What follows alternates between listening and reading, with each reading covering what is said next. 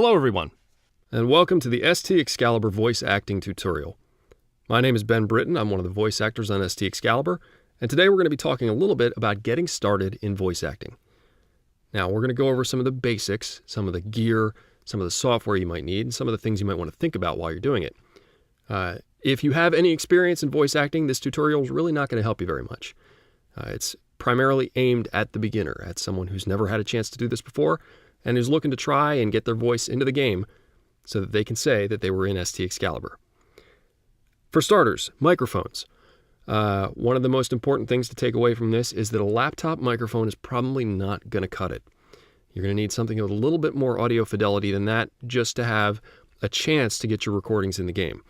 A headset mic might. It depends on the quality of the headset mic. There are some really nice quality ones out there. They might do the trick, they might not. When you start getting into something like a low-end condenser microphone, then you start talking into the territory that might be the kind of thing that you want to think about. Some of those microphones don't cost very much. You can actually get a fairly solid studio condenser or studio type condenser microphone for anywhere from $60 to $120 that will certainly do the trick, at least to get started.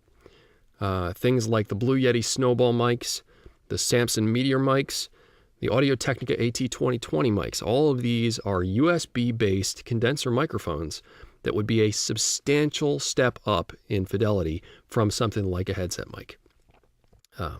So there's something you want to consider. You want to look into those if you're thinking about this seriously. Something else to consider is where you're recording. You want to make sure you're recording in a fairly quiet environment. You don't want to be in the living room with the TV going. And a lot of this is common sense, but it certainly bears talking about. You want to make sure that you don't have a whole lot of reflective surfaces, because that kind of thing can generate all sorts of strange echoes in your recordings. It makes it very difficult to clean. So you want to try and find some place that's quiet, maybe a little padded. If you're down in a basement with lots of open concrete, you want to have blankets there, things like that, to try and cut down on the amount of echo that you're dealing with. Once you've gotten all your gear set up, once everything's plugged into your computer, you want to try and have your computer a little bit away from the microphone. You don't want to have the computer right next to it, because it will pick up the fan noise from your computer. So that's one more thing you'd have to clean out. These are all just things you want to consider before you start recording. Once you've gotten all your equipment ready, then you need to start thinking about software. Now, there's a whole bunch of options when it comes to recording audio, some of which cost a fortune, some of which don't. We're going to talk about one today that is actually a free piece of software called Audacity. It's relatively easy to use. It has a little bit of kind of unintuitiveness to it, but it's not that bad once you get used to it. And it has pretty much all the tools you need to record and submit stuff to ST Excalibur. So, for starters, we're going to switch over to Audacity right now. We're going to knock out a few recordings. We're going to go ahead and clean them up, and then we're going to show you what you need to do to send them off. So, this is Audacity. Now, one of the things you want to check when you first fire this up, you want to have all your equipment hooked up before you actually start the program. Otherwise, it may not see your mic. So be sure you have your mic plugged in and ready to go before you turn Audacity on.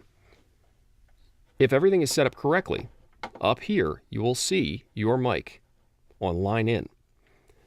If you're using something like a headset mic or an external mic of some kind, that should be what shows up right there, not your computer's integrated mic.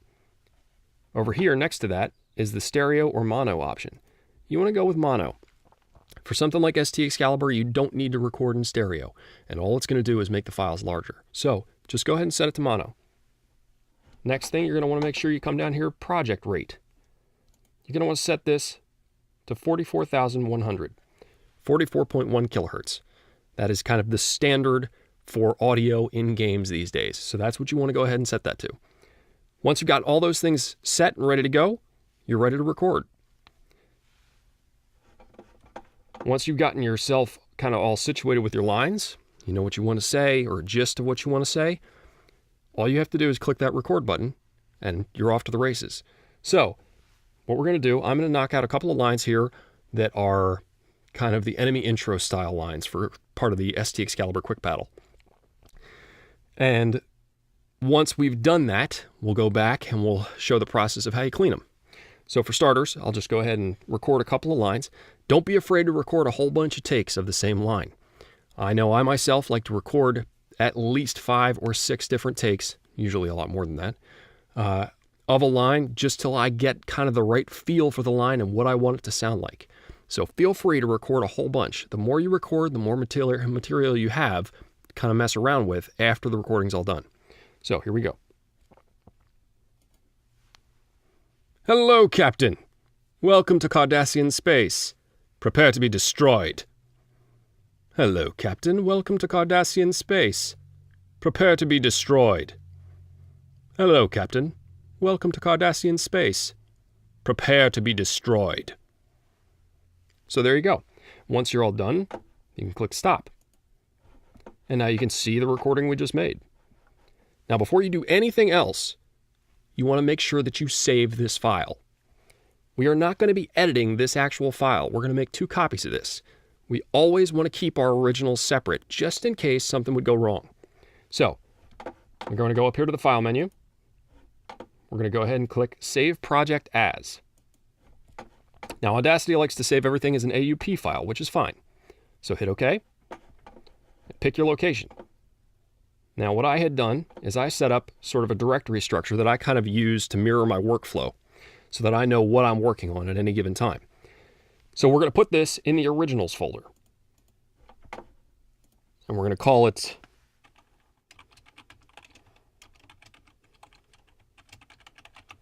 Enemy Intro Originals, just to keep it straight. Now, before we actually go and make any changes, we're going to save it again. And that's the file we're actually going to work on. So back to File, back to Save Project As. And this one we're going to put in Editing. And we'll call it Enemy Intro Editing.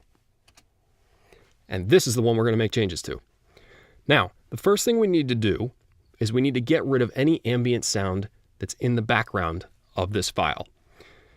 Believe it or not, these sections here, where you have what looks like no sound, actually contain a low-level hiss. That's pretty much the case for any of these files.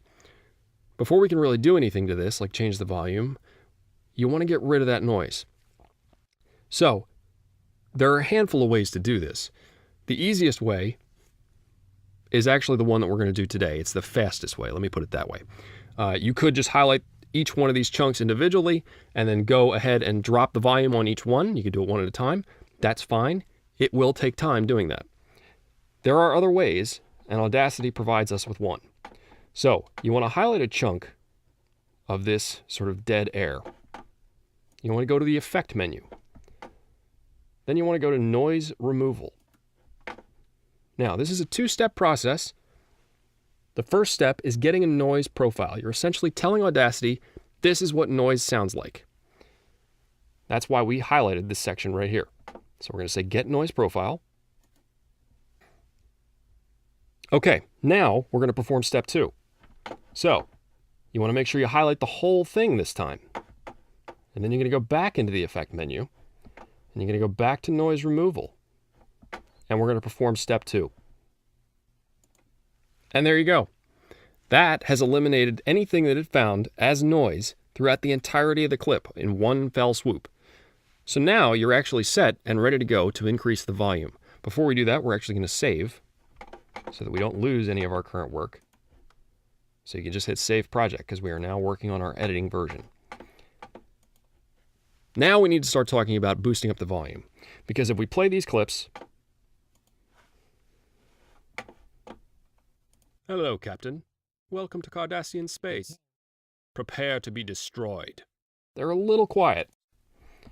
So we actually want to increase the volume on here just a little tiny bit. We don't want to go too crazy, because if you ever go over this line or this line down here, as you expand the volume on these things, you will get something called clipping.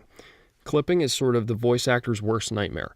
It is distortion that essentially can't be corrected. You'll get all sorts of weirdness in your audio, and it essentially ruins the clip. So it's very important when you boost any kind of volume like this that you don't go over this line or this line.